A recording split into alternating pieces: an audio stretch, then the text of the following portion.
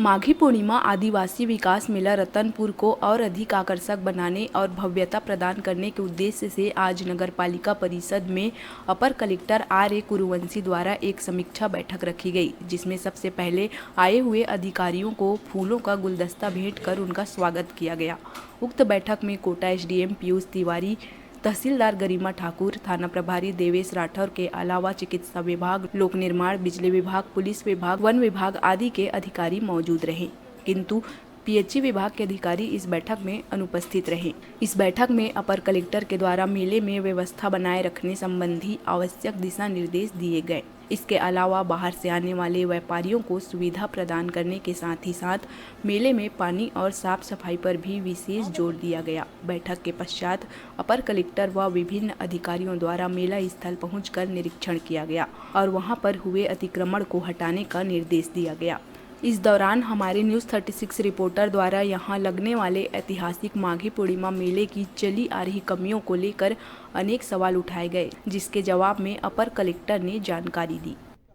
को निर्देश दिया गया है कि जिस तारीख से 24 तारीख से 1 तारीख तक सभी का सामान रहेगा। अगर कोई विभाग वाले प्रदर्शनी हटा देते हैं तो उनके विरुद्ध में हम लोग नियमानुसार कार्रवाई करेंगे। मेला स्तर के सर अतिक्रमण से अस्तित्व खत्म होते जा रहे हैं सर।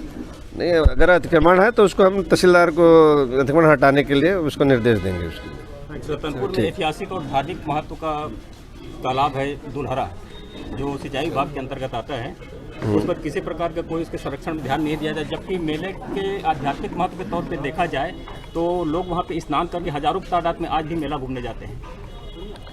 इसमें ये उसके लिए भाई नगर पालिका के सेवाओं के माध्यम से उनके विकास के लिए योजना तैयार करने के लिए निर्देश देंगे और शासन के जिस भी फंड से राशि प्राप्त होगा उसमें उसका पुनरुद्धार का कार्य किया जाएगा। सिंगल यूज पॉलीथीन का आज भी फेडरलिस्ट प्रयोग किया जा रहा है सर नगर में, और मेले में इसका और भी ज़्यादा प्रयोग किया जाएगा। क्या चीज़? सिंगल यूज पॉलीथीन का, इस पर रोक लगाने के लिए क्या है? सिंगल यूज पॉलीथीन का शासन के द्वारा प्रतिबंध लगाया गया है, तो नगर पालिका के द्वारा उसके लिए जब्ती के लिए अभियान चलाया जाएगा। रतनपुर मेले में छोटे छोटे व्यापारी आते हैं, जिनसे आज भी नगर पालिका के द्वारा उनसे भूमि आवंटन के नाम से रसीद काट के उनसे पैसा लिया जाता है, जिससे यहाँ का मेला का स्तर गिरते जा रहा है सर। व्यापारी आना नहीं चाहते हैं। नहीं, भूमि आवंटन तो नहीं होता है, वो जगह स्थल आवंटित करते हैं। अगर उनके नगर पालिका के द्वारा सुविधा उपलब्ध कराई जाए तो सुविधा शुल्क के रूप में कुछ न कुछ तो लिया जाता है। कम से कम राहत पहुँचाई जाए सर। हाँ, तो उनको इसको नगर पालिका को हम लोग निर्देशित करेंगे कि जो छोटे कारोबारी हैं उनसे ज़्यादा राशि वसूल न करें, नॉमिनल उसका फीस रखा जाए।